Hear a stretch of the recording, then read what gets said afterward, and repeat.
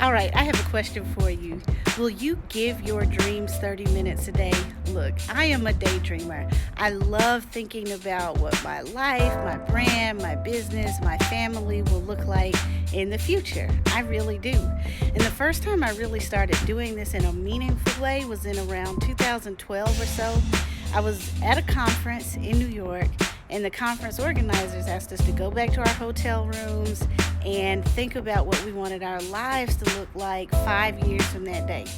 And I thought it was a little silly. I had never really done that before. I mean, I knew I had plans, I knew there were things I wanted to do, but I never really thought, like, what is my family gonna look like? What's my energy gonna be?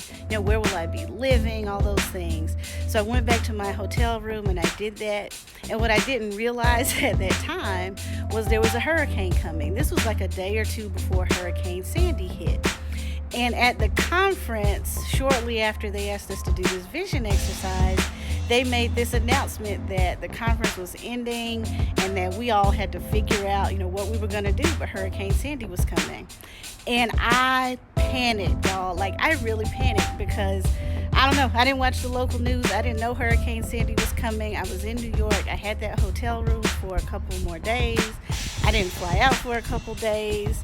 And I ended up being able to evacuate to a relative's house, but I had to get out of the city. And as many times as I had been to New York, I really wasn't like that well versed in getting from New York to New Jersey and knowing what to do. But thank God for the grace of strangers, because lots of people ended up helping me figure out like where to transfer and what train to take and that kind of thing. And I literally got out on the last train out before MTA cut all the train routes off. And when I was on this train, it was nuts. People were crying, people were panicking. I didn't know it at the time, but something like 50 people died in New York by the end of the hurricane. So this was like intense. But I was as calm as I'd ever been, because what I did that whole train ride was read that vision that I had written a couple days before. And I kept reading it. I kept reading it literally almost every day for like the next 5 years. And I even started making decisions based on what I had written. And so my vision didn't have any other choice but to come to life, because I was making choices based on the stuff I had written. And it was one of the most empowering things I think I have ever done. And it wasn't always big stuff. Like some days I would take 30 minutes and I would just read Wikipedia pages of people who had done the things I wanted to do. Or I might follow some people on Twitter, or I might search a hashtag. So this was not all like deep stuff. But that little bit every day really started to add up to a huge change in my life.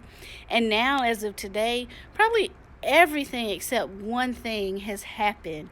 And since that time I've done that challenge, I mean, I don't know. I've sat down and written my vision and rewritten my vision I don't know how many times, and I continue to do it. And that's one reason I started the Vision Challenge, because I wanted to help other people. So I'm asking you, can you do that? Can you give your dreams 30 minutes a day? You give so much time to everybody else. You give so much time to work, to your spouse, to your kids, to your parents, to whoever you're taking care of, to your bills. Can you give yourself that same amount of time? Look, your dreams, they deserve it. They deserve 30 minutes. They deserve more than 30 minutes a day. But at minimum, can you give yourself 30 minutes a day to work on your dream?